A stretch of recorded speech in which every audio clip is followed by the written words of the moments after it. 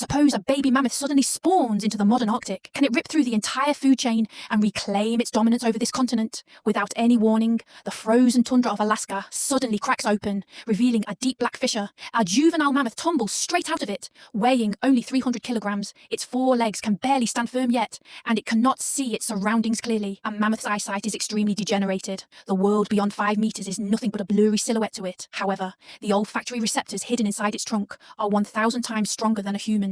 It cannot see the danger, but it has already smelled death. A total of 7 polar foxes are staring intently at it from the darkness. These small creatures completely surround the baby mammoth. They repeatedly scratch at its ankles with their claws, as if trying to drive this strange-smelling giant away from their territory. The mammoth instantly loses its temper and swings its trunk violently. The pack of foxes scatters like marbles, but immediately bounces back. One of them fails to escape in time, gets trampled underfoot, and lets out a sharp shriek. The remaining 6 vanish into the icy plains in a flash, leaving no trace behind. Standing on the spot, it pants heavily. For the first time, it realizes that its weight is its most brutal asset in this era, but assets can only be spent if you stay alive. The real trouble was quietly approaching in the polar night. A full-grown male polar bear, weighing 680 kilograms, one of the largest terrestrial carnivores currently existing on Earth. It presses its nose close to the ground, tracking the footprints all the way to him. In the polar bear's millions of years of hunting memory, this creature before it, covered in long, dense, reddish-brown fur, with a 9-centimeter thick layer of blubber under its skin,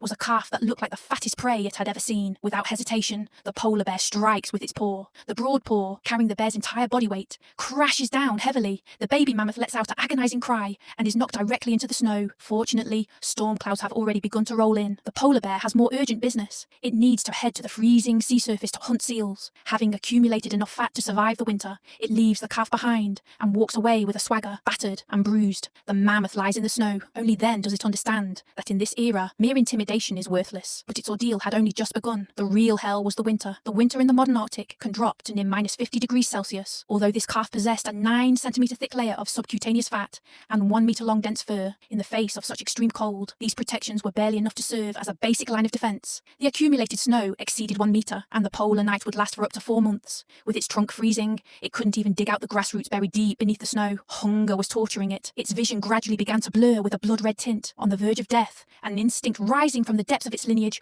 urged it to trudge step by step toward the geothermal hot springs. It lay like a massive boulder next to the steaming vent. It sustained itself by scavenging the remains of animals that occasionally froze to death by the spring. Throughout the entire, long, polar night, while polar bears were hibernating, its only companions were the auroras and the faint sound of its own heartbeat. By the end of April, when the first ray of sunlight pierced through the polar night, it was still alive. Surviving meant that everything was about to change. By the end of the first year,